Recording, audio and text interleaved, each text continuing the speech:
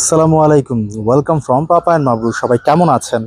So গতকাল রাতে একটা ম্যাচ হয়েছে আফগানিস্তান বনাম ইংল্যান্ড। এই ম্যাচটা সম্পর্কে কিছু কথা বলবো। ম্যাচটা যখন শুরু হচ্ছিল, আমি আমার কলিগস বা ফ্রেন্ডসদের সাথে যখন কথা বলছিলাম, আমি এক বাক্যে বলছিলাম no way for Afghanistan. But match শেষে আফগানিস্তান জাস্ট আমাকে একদম আমার মুখে ঝামা ঘষে দিয়েছে। ইটস লাইক দে ডিজার্ভড ইট। আপনারা যদি ম্যাচের শুরু থেকে শেষ পর্যন্ত দেখেন, দেখবেন যে আফগানিস্তান শেষ পর্যন্ত লড়ে গেছে এবং বিজয় সবসময় লড়াকুদের পক্ষে আসে। তার একটা জলজ্যান্ত উদাহরণ যেন আফগানিস্তান। খেলার যখন শুরু হয়, ম্যাচের প্রথম 10 থেকে 15 বা আপনি 20 ওভার পর্যন্তই দেখেন, ম্যাচের পুরো মানে লাগামটা যেন ইংলিশ বোলারদের হাতে ছিল। জোফরা আর্চারের বল খেলাটা টু ডিফিকাল্ট হচ্ছিল আফগান ব্যাটারদের জন্য। বাট ইব্রাহিম জাদরান যে 1 বছর পর ইনজুরি কাটিয়ে দলে ফিরেছে, এবং দলে ফিরে এই 1 বছরের মধ্যে সে কোনো ওয়ানডে ম্যাচ খেলেনি। চিন্তা করেন, রিসেন্টলি একটা কথা হচ্ছে যে বাংলাদেশ বিপিএল খেলে, মানে টি-20 খেলে ওয়ানডে খেলতে গিয়েছে, দ্যাটস ওয়াই বাংলাদেশ সাকসেসফুল হয়নি। বাট আফগানিরা সেক্ষেত্রে পুরো ব্যতিক্রম। তারা কিন্তু মানে জাদরান দেখেন, ওয়ানডে না খেলে এই ওয়ানডে ম্যাচটা খেলেছে এবং হি সাকসিডেড। তার 177-এর উপর ভর করে আফগানিস্তান রান করলো 325, এবং এই রানটা তাদের জয়ের জন্য যথেষ্ট হয়ে গেল শেষ পর্যন্ত। দেখেন, ইংলিশে যখন ব্যাট করছিল, জাস্ট মনে হচ্ছিল ওরা যেন বেসিক্যালি আফগানি বোলারদের তেমন গুরুত্ব দিতে চাচ্ছে না, ওরা গুরুত্ব দিতে চাচ্ছে আফগানি স্পিনারদের। বাট স্পিনারদেরকে ওরা ভালোভাবে সামলেছে। বাট তারা কিন্তু খাবি খেয়েছে গুলবাদিন নায়েব, তারা খাবি খেয়েছে ফজল হক ফারুকিতে, তারা খাবি খেয়েছে আজমতুল্লাহ ওমরজাই, যার কথা না বললেই নাই। এই মুহূর্তে আমি বলবো আজমতুল্লাহ ওমরজাই ওয়ার্ল্ডের টপ যদি অলরাউন্ডারের র্যাঙ্কিং করেন, বা যদি আপনি আপনার পজিটিভ ওয়েতে দেখেন, he is one of best, here is no doubt. So Afghanistan এক্ষেত্রে পুরো সফল বলা যায়।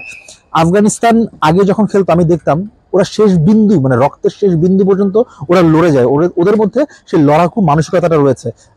রাইট নাও আমরা সেই জিনিসটাই আবার দেখলাম। এবং আফগানি ব্যাটারদের ফিজিক্স, বোলারদের ফিজিক্স, ফিল্ডারদের ফিজিক্স, মনোভাব, এই জিনিসগুলো দেখবেন কতটা পজিটিভ ছিল। আমি এই কথাগুলো কেন বলছি? একটা কারণেই বলছি, ম্যাচটা আমি রিভিউ করছি না। আমি এই কথাগুলো একটা কারণেই বলছি, আমাদের বাংলাদেশি ব্যাটাররা যখন 10 থেকে 40 ওভার পর্যন্ত ব্যাট করে, সেক্ষেত্রে মনে হয় তাদের সিঙ্গেল নিতে কত অনীহা। লাস্ট গেমে আমরা দেখেছি 181 বলস তারা ডট খেলেছে। চিন্তা করেন, 30টা ওভার তারা মেডেন দিয়েছে, কাইন্ড অফ। তারা রেস্ট অফ 20 ওভার্সে একটা ভালো রান করেছে, আর 30টা ওভার তারা মেডেন দিয়ে দলের রানের 12টা বাজিয়ে দিয়েছে, এমন ফ্ল্যাট উইকেটে। এবং ফ্ল্যাট উইকেটের যে অ্যাডভান্টেজ, সেটা কিন্তু আফগানিরা দারুণভাবে কাজে লাগিয়েছে। আমরা অনেকে বলছি হয়তো আফগানিস্তানকে দেখে বাংলাদেশিরা উজ্জীবিত হবে পাকিস্তানের কাছে, রং, ইটস টোটালি রং। এই ম্যাচেও আমি বিশ্বাস করি বাংলাদেশ পাকিস্তানের সাথে জাস্ট বিধ্বস্ত হবে। কজ এই দলটার অবস্থা এমন যে নৌকার মধ্যে অনেকগুলো ফুটা হয়ে গেছে, খালি পানি ঢুকছে, কোনোভাবে এই ছিদ্র বন্ধ করা যাচ্ছে না। বাংলাদেশ ক্রিকেট দলের রাইট নাও এই অবস্থা। তারপরও আফগানিস্তানের জন্য অনেক অনেক শুভকামনা, cause they deserve it. They are well, মানে পরিশ্রমীরা সফল হয়েছে। তার একটা জলজান্ত এক্সাম্পল হয়েছে আফগানিস্তান। আর ইংলিশরা আন্ডার এস্টিমেট করেছে আফগানিস্তানকে, সে আন্ডার এস্টিমেট করার রেজাল্ট পেয়েছে তারা। কজ ইংলিশ দলে আপনি দেখবেন Sam Curran, Tom Curran, Sam Hain, যারা সুপার ফর্মে থাকে ইংলিশদের ডোমেস্টিক ক্রিকেটে, তাদেরকে তারা দলে পিক করেনি।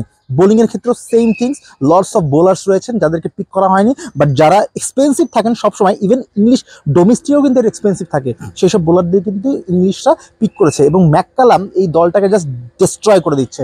ইংলিশ দল, আমি এখনো বিশ্বাস করি England one of best team in world. But তারা এই কিছুদিন ধরে আমি দেখতে পাচ্ছি, বিশেষ করে ম্যাককালাম মানে সব ফরম্যাটের কোচ হওয়ার পরেই ইংলিশদের অবস্থা খুব খারাপ। যাই হোক, ভিডিওটা আর বেশি লম্বা করবো না, আমার যা বলা এটাই ছিল। সবাই ভালো থাকবেন, সুস্থ থাকবেন। বাংলাদেশের জন্য ওয়েট করছে আজকে কি করে। খোদা হাফেজ।